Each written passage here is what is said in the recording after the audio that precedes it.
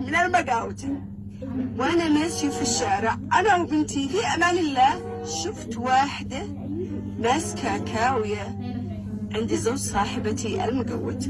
بين أقول هذه دخلت تشتري قاد ولا دخلت تكوي الثوب حق المقوت. أنا ظنيت في راسي قلت اسكاه أنزل بسر إيش الحكاية.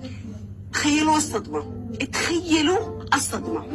والناس اللي كانوا حاضرين وكانوا موجودين الآن عيعرفوا ايش السبب وايش اللي حصل.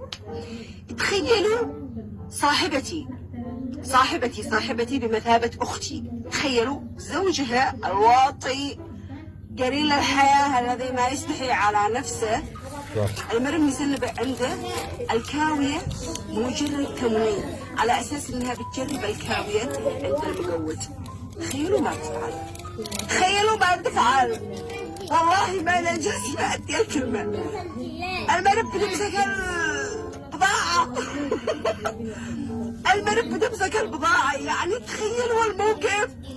أول ما شافوني الاثنين ساعة الذي مسكتهم كهرباء يعني، وأنا إيش تتوقعوا كان ردة فعلي؟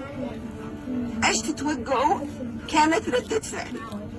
طبعا كانت ردة فعلي بسيطة جدا وبريئة جدا. شليت الكاوية وكسرتها فوق راسها وقطعت شعرها وبحصتها ودعستها وفحرتها تحت رجلي ومكنت أبوها رزوعة. طبعا والذي يدخلوا يتفلسفوا في التعليقات ويدقوها شرف، يفعلوا نفسهم عيال ناس وهم دارين ما أصلهم.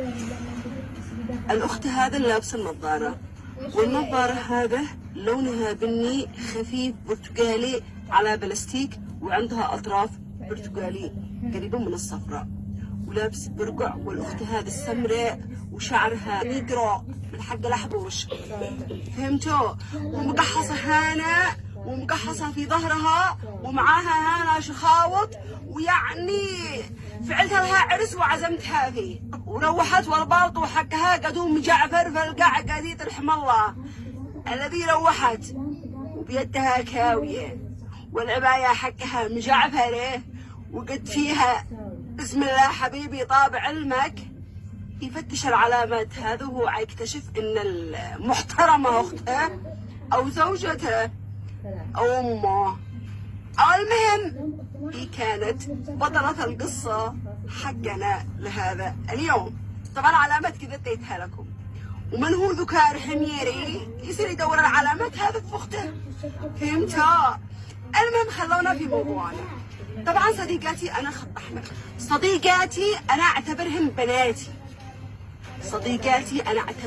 بناتي، واعتبرهن امي.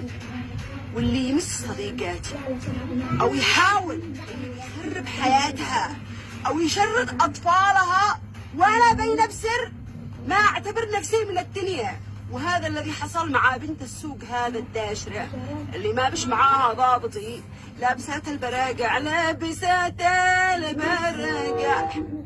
اكبر مصايب بتحصل للذي لابسات البراقع. تخيلوا وانا بين ضربها ودعسها كل همها تسقم البرقع وتسقم الطرحه لا تفتضح. لكن طبعا هذا كله عند سمية مع النظارة السارة تشطح، رجعت الله تركبها ومدري لصقتها مدري ما فعلت. قلنا لكم العلامات واضحة. والبالطو حقها طبعا حبيبي طابع الماك وجسمها كله حوارق. الذي بيفعل نفس الشريف الفاضل